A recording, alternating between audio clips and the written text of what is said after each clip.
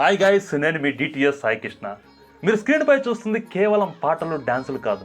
ఇది కన్నడ రాజ్యోత్సవ వేడుకలు.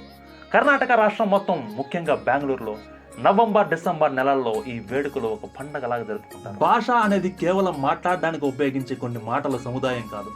అది మన గతం, మన సంస్కృతికి ఆధారం.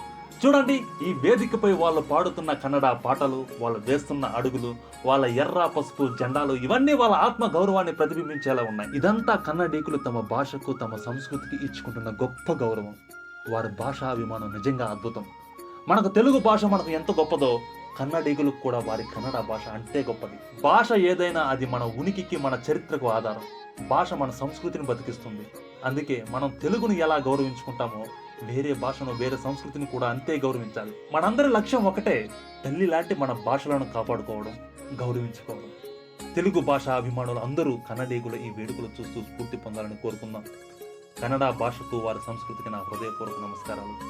జై తెలుగు, జై కన్నడ.